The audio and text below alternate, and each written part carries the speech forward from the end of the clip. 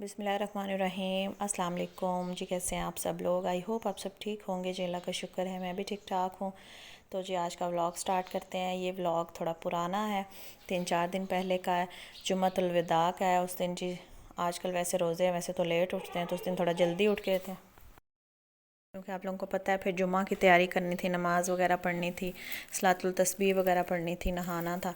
तो इसलिए उठते साथ ही सबसे पहले मैंने बच्चों को नहलाना शुरू किया। मैंने कहा इनको नहला के और इनको तैयार करके फ़्री हो जाऊँ। फिर अपने कपड़े प्रेस किए और कपड़े प्रेस करने के बाद फिर मुझे रखने के बाद ख्याल आया कि बच्चे छोटे, दोनों बच्चों का रोज़ा नहीं होता तो वो फिर पानी पानी करते हैं। मैं मौसम भी काफ़ी चेंज हो गया तो मैं पानी जो है वो बॉटल्स में भर के तो फ्रिज में रख लूँ, तो फिर मैं ख़ुद नहाने जाऊँगी।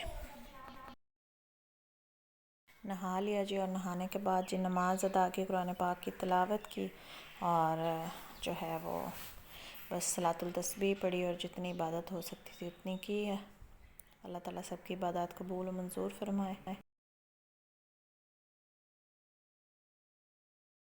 आम रूटीन में जो है वो हम बड़े ही लेज़ी हो जाते हैं। बस शैतान होता है, शायद इस वजह से शैतान वरगला देता है। हम इतना नहीं मतलब कुरान पाक की तिलावत कर सकते। बस नॉर्मली सुबह के टाइम फजर के बाद जो जितना थोड़ा बहुत हो सका पढ़ लिया। लेकिन रमज़ान में अल्हम्दुलिल्लाह जो है वो सारे मुसलमान ही बहुत ज़्यादा इबादत का अहतमाम करते हैं। तो कुरान पाक अल्लाह का शुक्र है मेरा एक मुकम्मल हो गया।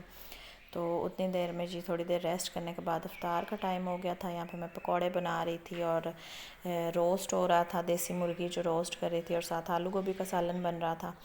तो बस जैसे जैसे रोज़े ख़त्म हो रहे हैं ना, पिछले पिछले रोज़े आ रहे हैं, तो इतना इफ्तार पे दिल नहीं करता। शायद खा खा के जो स्टमक डिस्टर्ब हो गया ना, तली हुई और चिकनाई वाली ऑयली चीज़ें। तो अब स्पेशली मेरी कोशिश ये होती है कि मैं ज़्यादा से ज़्यादा जो है वो लिक्विड जो है इफ्तार के टाइम बच्चों को दूँ, क्योंकि माशाल्लाह से बच्चों ने सारे रोज़े रखे हैं अल्हम्दुलिल्लाह रब्बिल आलमीन। तो इसलिए स्ट्रॉबेरी शेक, बनाना शेक या टैंग वगैरह या जामे शीरी जो हो गया कुछ भी, तो ख़ुद तो मैं जो है वो ज़्यादा शौक़ से लस्सी पीती हूँ। तो इस तरह आजकल जो है वो कुछ ख़ास अफ्तारी नहीं बन रही, बहुत कम होगी। मेरे ख़्याल में हर दस्तरख़ान पे ही पहले से कम हो गई है अफ्तार ना। स्टार्टिंग में ज़्यादा बंदे को होता है कि ये बनाए वो बनाए, लेकिन फिर जो है वो आहिस्ता आहिस्ता कम होता जाता है, दिल नहीं करता इतना खाने को। तो उसके बाद जी चाय पी। चाय तो एक सुकून वाला लम्हा होता है इफ्तार के बाद चाय पीते हुए।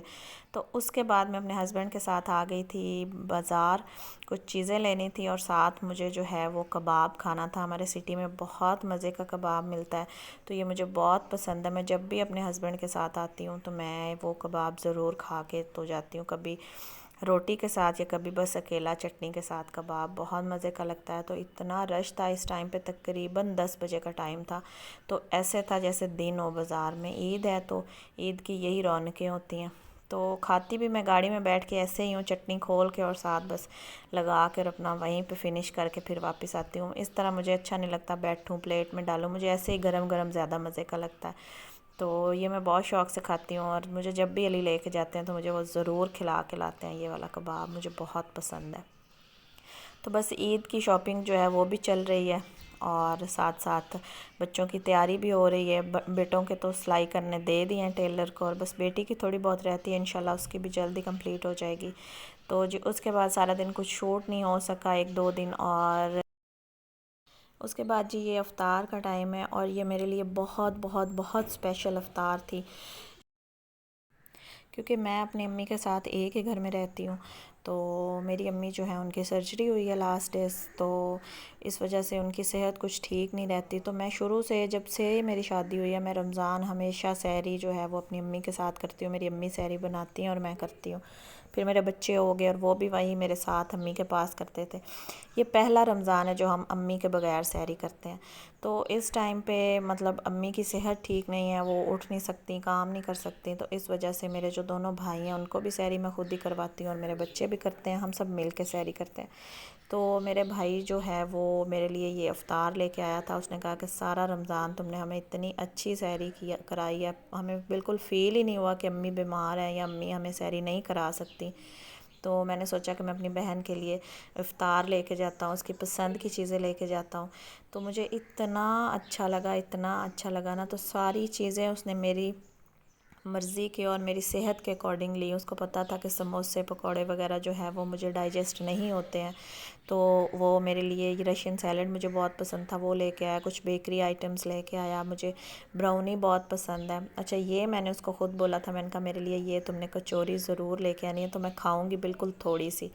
तो ये सारी चीज़ें वो मेरे लिए लेके आया और मुझे इतना स्पेशल फ़ील हुआ ना। जो बहन भाई का रिश्ता है ना, जो मैं कहती हूँ बहनों का, बहन भाई का और अपने माँ बाप के साथ, मैं कहती हूँ ये एक ऐसा अनमोल रिश्ता है जो इसकी कहीं मिसाल नहीं मिलती, और इस जैसा रिश्ता भी और कोई नहीं होता। तो अल्लाह लंबी ज़िंदगी दे मेरे भाई को। उसने हमें कभी कमी महसूस नहीं होने दी। कभी हमारी ऐसी कुछ परेशानियां, कुछ ऐसे मसले मसाइल होते हैं जो वो ख़ुद ही अपने तौर पे हल कर लेता है, अम्मी अब्बू तक भी जाने नहीं देता। तो अल्लाह ताला उसको इतनी खुशियाँ दे, इतनी खुशियाँ दे, हमेशा खुश और आबाद रखे। अल्लाह उसकी लंबी ज़िंदगी दे और उसका साथ और उसका साया, मैं बोलूँगी, हमारे सर पे हमेशा कायम रहे। हमें आपस में एक दूसरे बहन भाइयों की तकलीफ़ हम बर्दाश्त नहीं कर सकते कि हमारा एक बहन भाई तकलीफ़ में हो तो हम दूसरों को भी सुकून नहीं मिलता है। अगर एक के सर में दर्द है ना, तो हम सब वो दर्द और वो तकलीफ़ ख़ुद महसूस करते हैं।